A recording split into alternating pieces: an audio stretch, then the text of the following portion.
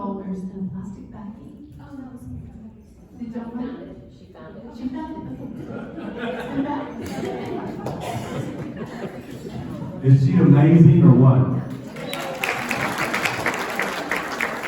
This right here, the fact that I'm standing up here, other than God and my mother, is a testament to what I'm going to share with you over the next 2 hours, 3 hours,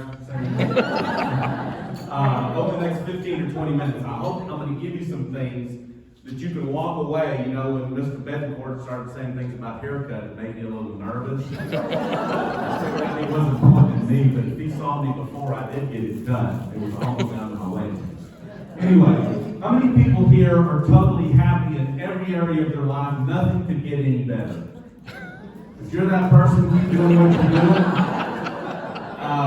Maybe you should be up here or do your own classes, but 99.9% of the people I meet are not real happy, especially with what's going on.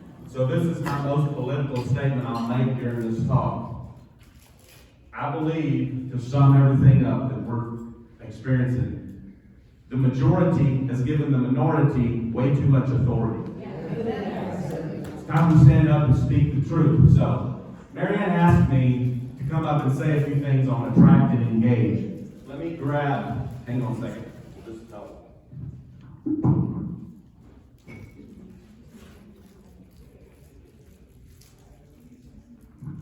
I normally give 3-hour classes to realtors, so 20 minutes is a little hard for me. But I wrote this book a long time ago. I wrote this for my son, who was 35. I know y'all are thinking I don't look that old, right? I used to think if you reach 30, you should be shot, right? You got looking usefulness. Now 50 is looking real young, because I just turned 60. Thank you, Lord. 65 even better. Amen, brother. Amen. You know, those old folk used to be them folk. They're fast becoming us folk, right? So I thank God every day I have in my book, Never Regret Growing Older. It's a privilege denied to many. So I feel like I'm going to live to be 151, so I'm not even halfway there yet. So Marianne asked me to say a few things on attract and engage. I coined this phrase about 14 years ago. Attract and engage is better than chase and convince. And I think most people live their life in the chase and convince mode. It's not fun because it's you're always having to try to convince people of things. So what I tell people is, first of all, I'll give you the little happiness flow chart. Are you happy? Great. Keep doing what you're doing. Are you not happy? Do you want to be happy? Yes? Change something. No? Keep doing what you're doing. See, a lot of people don't like to admit they have choices because then we have to take responsibility. So if we say it's not our choice, then that somehow absolves us of responsibility. Well, again, I'm not a real religious person, but that little book that I read, I should probably read it more. If it teaches me anything, it teaches me personal accountability and responsibility. We are responsible. But the other thing that I learned a long time ago is if you own all your mistakes, then nobody can ever use them against you. People come up to me, you did this and this and this, and like, yeah, do you believe I did that? I can't even believe it myself. So when you start understanding what you see here is just, people say, what are you an expert on, Ronnie? I tell them, I'm an expert on 2 things. Mercy and grace. Because nobody ever needed it more than me. So when you start understanding, it really is all about you first. Oh no, Ronnie, it's about other. No, I will never have a higher opinion of you than you have of yourself. If you don't think you're good, how do you expect me to think you're good? Confidence is very attractive. It has nothing to do with arrogance or disrespect. It has everything to do with knowing who you are and why you're here. So it begins with you. Even the biblical text, what does it say? Thou shalt love thy neighbor. So I love me just as an example for you, right? So if I love me, maybe that will improve my chances. So I know Crystal. I met Paul about a week ago, and he said he knew Crystal. When Crystal knows this, I have a genetic duplicate. Do you know what that is? It's an identical twin. You can be a twin and not be a genetic duplicate. It's one egg and it splits, right? Y'all know y'all are going to learn physiology today. The only two people in the world that have the same DNA profile, because it's one egg and it splits, right? Well, I'm here to tell you, I am the quiet one. Because I have 3 older brothers besides my twin brother. And if you get me, my twin brother Randy, and my next older brother Danny in the same room, I can't even stay in the same room. That's how loud it gets. So I'm the quiet one. So how do you become attractive? Just be who you are. Now this doesn't work for like idiots, but we don't hang around idiots, right? And please don't try to be one of those if you're thinking about it, because we have enough already. So people come up to me all the time and say, Ronnie, when I grow up, I want to be just like you. I'm like, no, you would suck, isn't it? You know who you need to be? You. See, because nobody's ever seen the world through your eyes, right? And so when you start understanding that really all you got to do is develop the courage to be who you are, it's very liberating. Because see, you're really good at it. So when I talk about attract and engage, I wrote this book. I'll tell you all a quick story. Years ago, I used to change my voicemail. Back when we answered our phones, remember, before the road calls?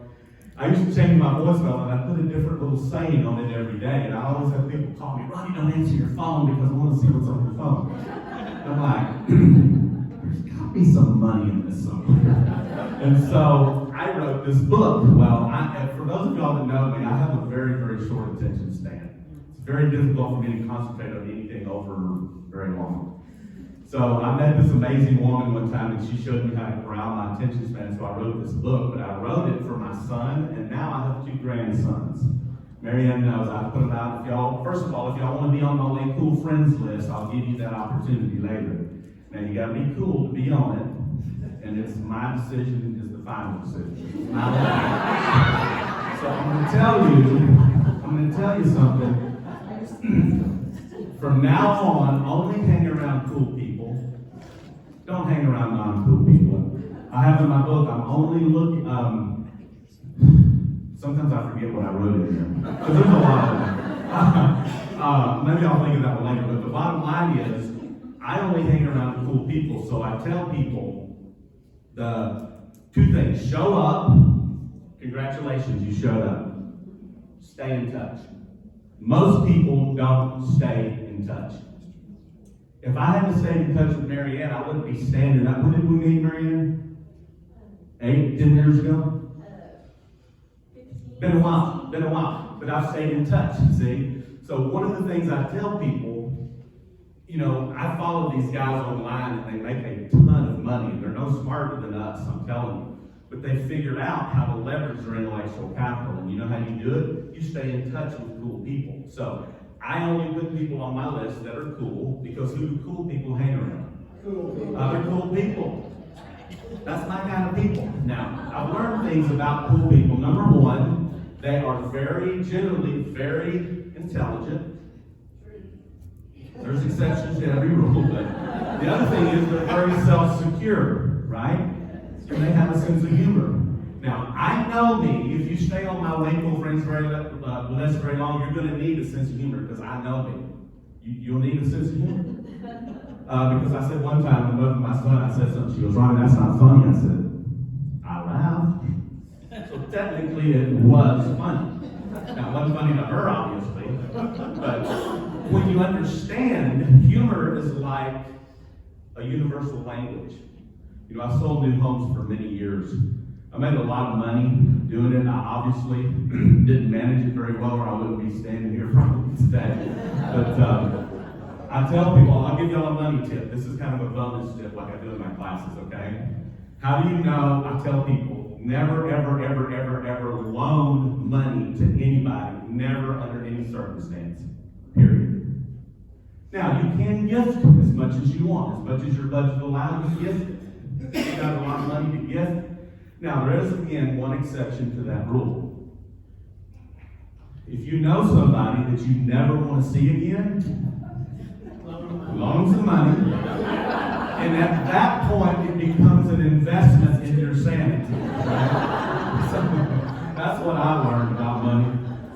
Anyway, so as we talk about this, I got this book, and if you want to become attractive, and you weren't born genetically gifted, try to develop a sense of humor and keep things simple, okay? I have in here, simple and fun is better than complicated and boring. If you can simplify people's life, you know what they'll do? They'll give you money. I'm just telling you how it works. I had this guy one time, I talked, me and a friend of mine that I lived with for 7 years. We did a little talk one time for 20 minutes. And so I talked about I talked about 10 minutes of that. And after it's over with, this guy came up to me and gave me his card. He said, "I want to talk to you." I said, "Well, it's going to have to be later because I'm headed north." Well, I did put his number in my phone. And he called me later that afternoon, and I did not answer it. Now, here's the other thing about me. If you call me on the phone, if your name is not Jacob or your name is not Mother, I probably won't answer it.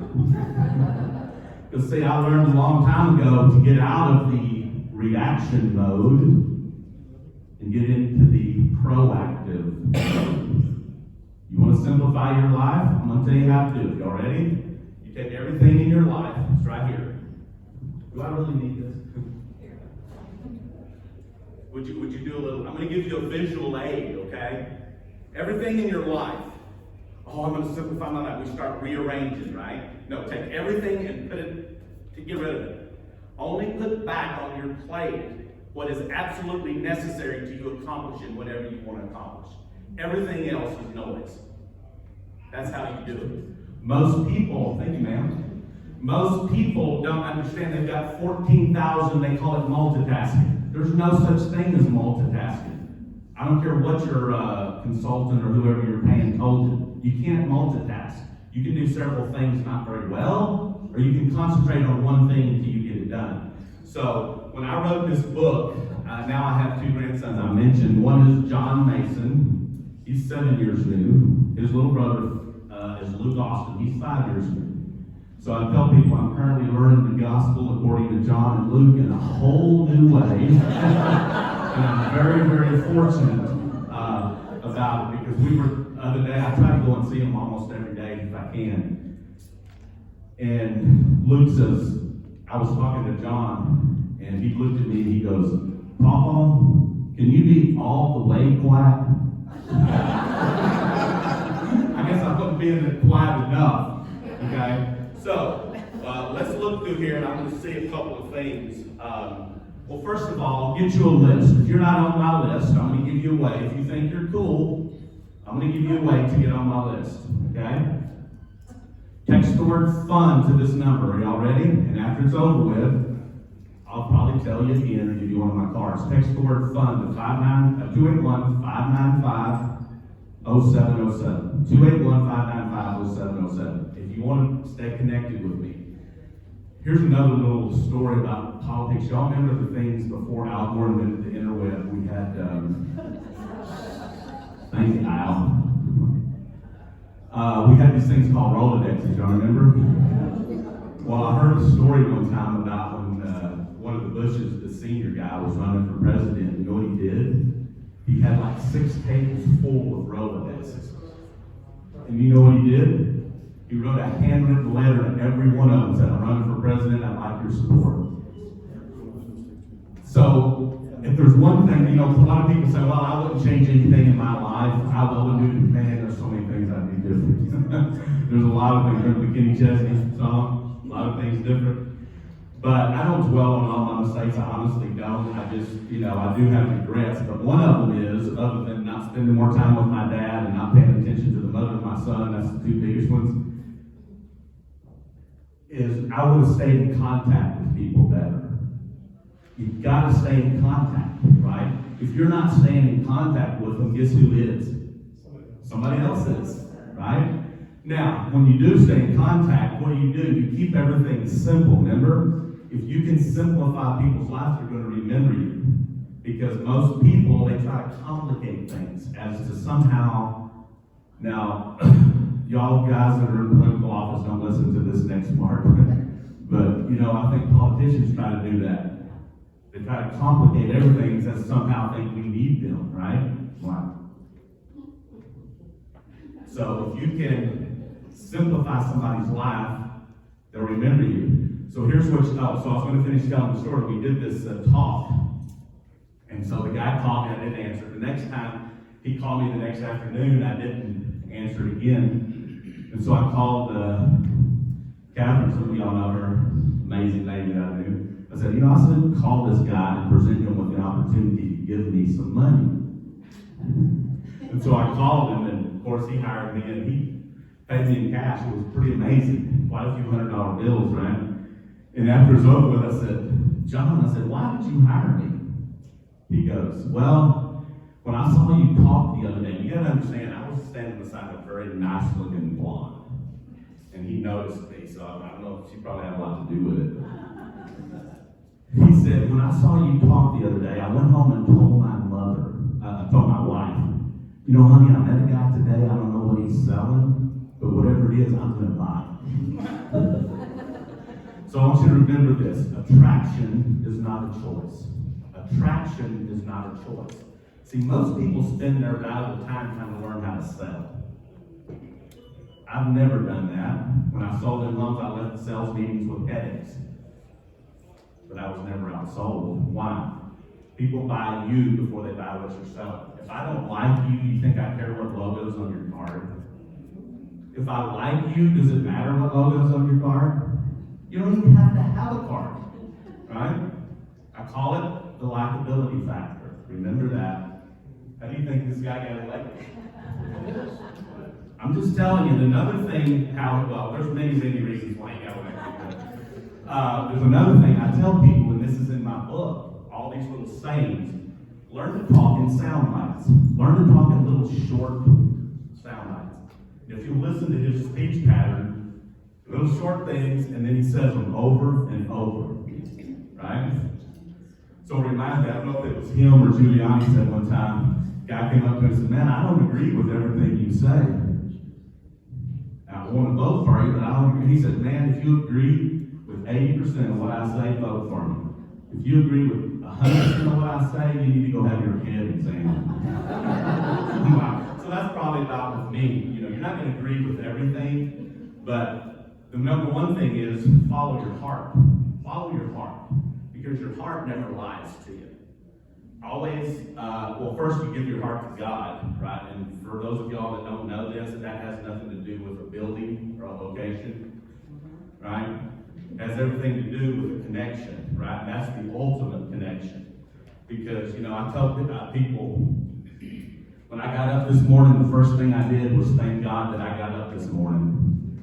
And my number one goal is to share the gospel of Jesus Christ with as many people as I can. And I'm even prepared to use words if necessary. See, most people, they're constantly, right? If you want people to listen to you, learn to talk in little sound bites and talk a little slower, right? Now again, have I figured all this out yet? No. I told a guy the other day I haven't, or I wouldn't be standing here talking to you, but I have figured a lot of it out. And a lot of it you already know too in your heart. You already know what's right. See?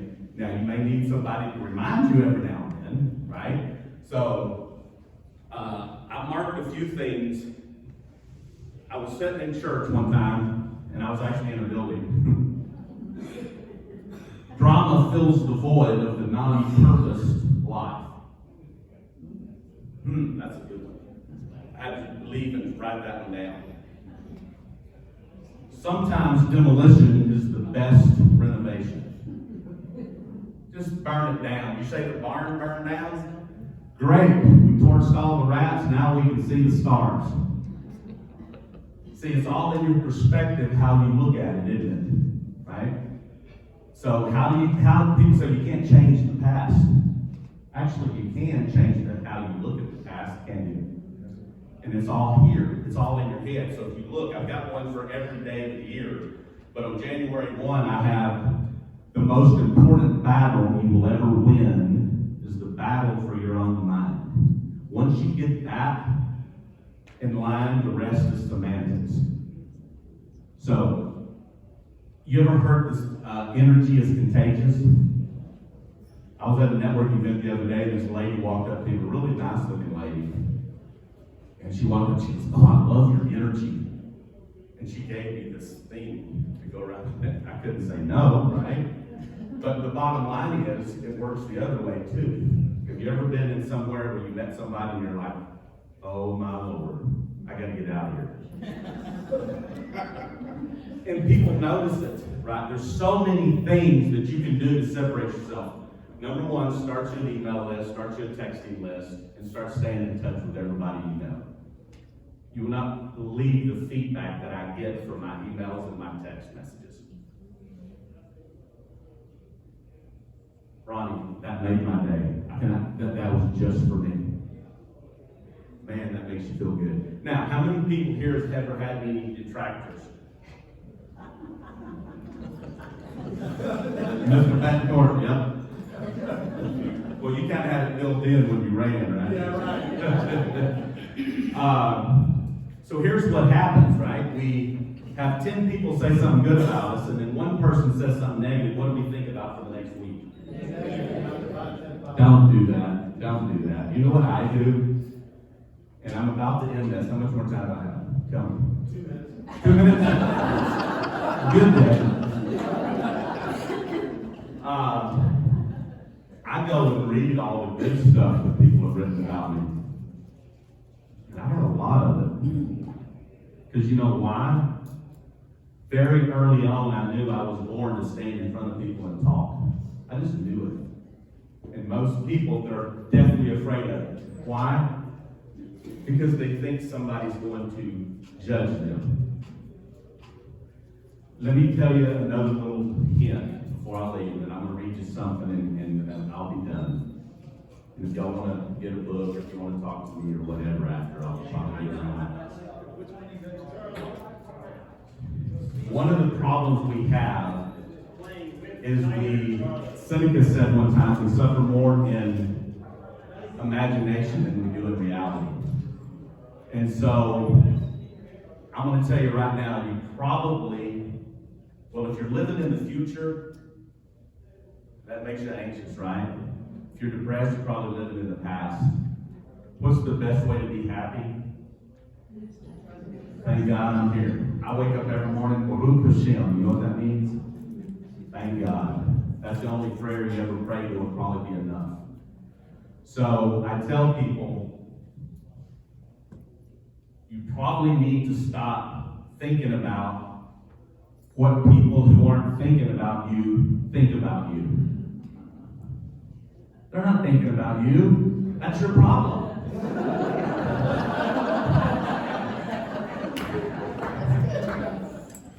So, I always try to go out and give them something to talk about, right? But think about it. I always tell people, what people call you is not nearly as important as what you answer to. See, I know who I am. You're looking at a miracle right here. Would you believe they didn't know my mom was going to have twins on September 11th, 1963? I was born 10 minutes after my brother. 10 minutes. And they said if I did live, I would be addled. What was the old word for it?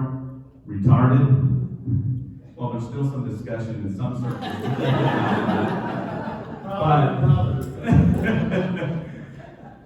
But here's the thing. It was a God thing, wasn't it? See, I have in my book, Coincidence is my feeble attempt to explain the majesty of God. There is no such thing as coincidence.